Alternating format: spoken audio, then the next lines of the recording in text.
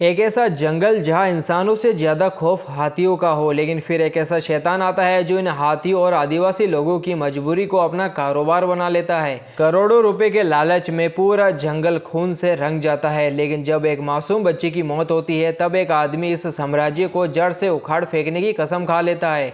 आखिर कौन था वो आदमी और कैसे एक खूनी तस्कर पूरे जंगल का भगवान बन बैठा, जानने के लिए देखते ही इस जबरदस्त फिल्म की कहानी। तो फिल्म की शुरुआत साल 1995 से होती है, जहां केरल और तमिलनाडु के बॉर्डर के बीच काटालन नाम का एक विशाल और खतरनाक जंगल था। ये जंगल इतना घना होता है कि दिन में भी सूरज की रोशनी ठीक से जमीन तक नहीं पहुंच पाती है। इस जंगल में हजारों जंगली हाथी रहते हैं जो आदिवासी लोगों के लिए सबसे बड़ी मुसीबत बन जाते हैं। हर रोज किसी न किसी की जान चली जाती है, किसी का घर टूट जाता है तो किसी की खेती बर्बाद हो जाती है। हालात इतने खराब हो जाते हैं कि गांव वाले मदद मांगने उस इलाके के सबसे खतरनाक आदमी मारियाना के पास पहुंचते हैं। मारियाना उन्हें भरोसा दिलाता है कि अब वे उनकी जिम्मेदारी उठाएगा, लेकिन असल में उसकी नज़र हाथियों पर होती है। जब उसके आदमी जंगल में इतने सारे हाथियों को देखते हैं तो उन्हें हाथी दांतों के कारोबार का आइडिया आता है। यही से मारियाना हाथियों का शिकार शुरू कर देता है। हाथियों को मारकर उनके दांत विदेशों में बेचे जाते हैं और देखते ही देखते वे करोड़ों कमाने लगता है। धीरे धीरे मारियाना पूरे आदिवासी समाज को अपने कब्जे में कर लेता है, लोगों को जबरदस्ती हाथियों का शिकार करने के लिए मजबूर करता है। बदले में उन्हें सिर्फ 2 वक्त का खाना मिलता है, जबकि मारियाना करोड़ों कमा रहा होता है। पूरा गांव डर और मजबूरी में जिंदगी गुजारने लगता है। कई साल बीत जाते हैं और मारियाना अब एक बहुत बड़ा बिजनेसमैन बन जाता है, लेकिन तभी उस इलाके में एक नया एसआई आता है। वह ईमानदार होता है और किसी से नहीं डरता है। एक दिन वे मारियाना का करोड़ों का माल पकड़ लेता है। जब मारियाना उससे मिलने जाता है तो ऐसा ही साफ कह देता है कि अब एक भी हाथी का दांत बॉर्डर पार नहीं जाएगा। इसके बावजूद मारियाना अपना धंधा नहीं रोकता है। तभी कहानी में अली की एंट्री होती है, जो सालों से उसके लिए हाथी दांत पहुंचाने का काम कर रहा होता है। लेकिन एक ऑपरेशन के दौरान पुलिस माल पकड़ लेती है। इसके बाद पता चलता है कि इस खेल में एडी नाम का एक दूसरा गैंगस्टर भी उतर चुका है। अगर मारियाना के पास आदिवासी लोगों की ताकत होती है तो एडी के पास पॉलिटिकल यानी कि राजनीतिक ताकत होती है। यहाँ तक कि नया एसआई भी उसी के लिए काम कर रहा होता है। अब जंगल 2 हिस्सों में बढ़ जाता है और दोनों गैंग करोड़ों के कारोबार के लिए लड़ने लगती है। इसी बीच कहानी में एंथनी की एंट्री होती है। एंथनी बहुत चालाक और भरोसेमंद आदमी होता है। मारियाना उसे एडी के लोगों से माल छीनने का काम देता है और एंथनी ये काम बहुत ही सक्सेसफुली कर देता है। यही पता चलता है कि एंथनी भी आदिवासी समाज का ही हिस्सा है और अली उसका सबसे करीबी दोस्त है। दूसरी तरफ अली अपनी बीमार बेटी के इलाज के लिए पैसे जोड़ रहा होता है।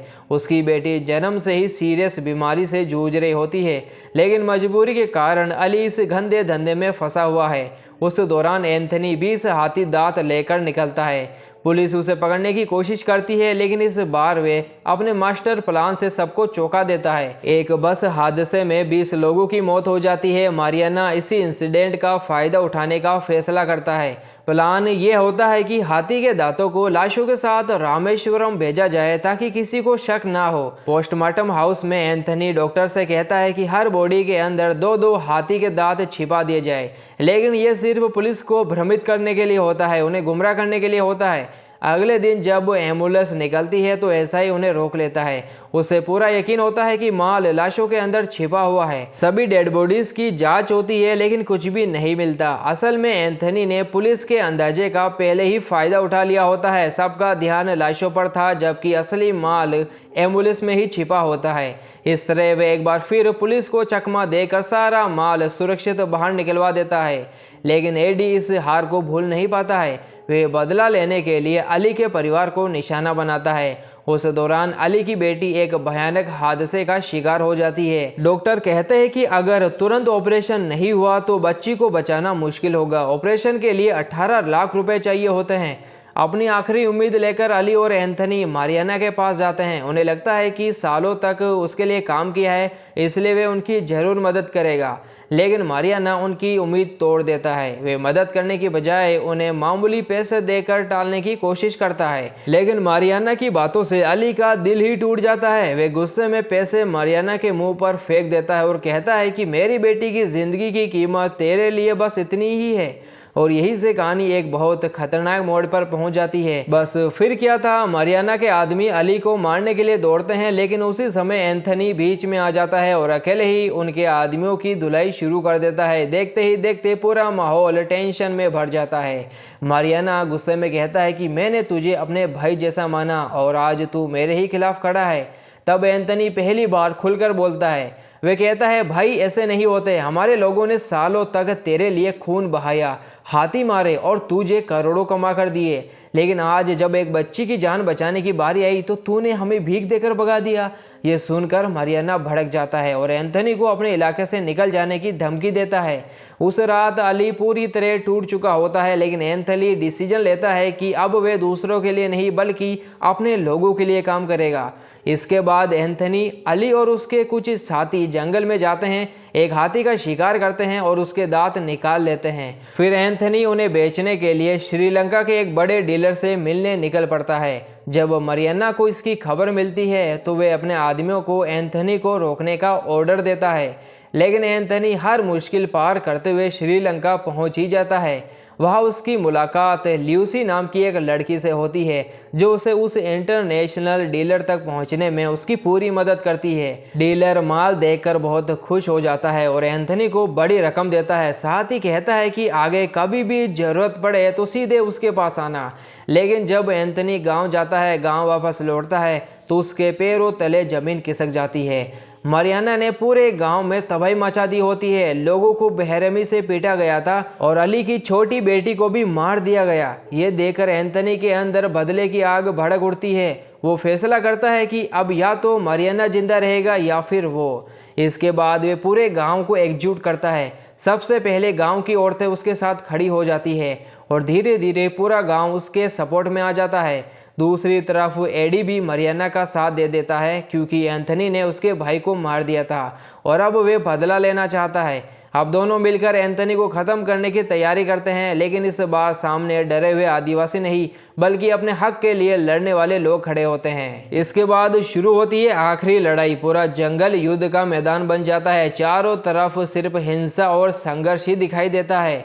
इस लड़ाई में एंथनी सबसे पहले एडी को ख़त्म कर देता है, फिर वे सीधे मारियाना के सामने पहुंचता है और आखिरकार उसे भी मार गिराता है। लेकिन लड़ाई के अंदर ल्यूसी भी एंथोनी की काफ़ी मदद करती है, क्योंकि वो भी एंथनी की मदद करने के लिए वहां पर पहुंच जाती है और उसकी यानी ल्यूसी की मदद से ही एंथनी मारियाना को ख़त्म कर पाता है। मारियाना की मौत के साथ ही वे डर भी खत्म हो जाता है जो पिछले 25 सालों से पूरे जंगल पर राज कर रहा था। पूरा गाँव खुशी से झूम उठता है। लोग पहली बार खुद को आज़ाद महसूस कर रहे होते हैं। अब ना कोई मालिक था और ना ही कोई गुलाम।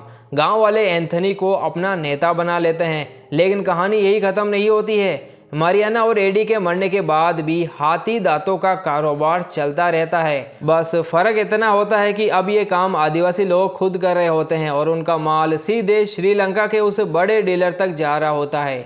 यानी जंगल का राजा बदल गया होता है, लेकिन जंगल का खेल अभी भी कंटिन्यू ही होता है। और आखिर में पता चलता है कि श्रीलंका का वो बड़ा डीलर और कोई नहीं बल्कि लोकेश कनगराज होता है। देखिए दोस्तों, जब ताकत और पैसा इंसान के सिर पर चढ़ जाता है तो वे दूसरों की जिंदगी की कोई कीमत नहीं समझता है। मारियाना ने आदिवासियों और जंगल दोनों का इस्तेमाल सिर्फ अपने फायदे के लिए किया, लेकिन आखिर में उसी लालच ने उसका सब कुछ छीन लिया। फिल्म ये भी दिखाती है कि अन्याय को लोग लंबे समय तक सह सकते हैं, लेकिन जब वे एकजुट होकर उसके खिलाफ खड़े होते हैं तो सबसे ताकतवर इंसान भी हार जाता है।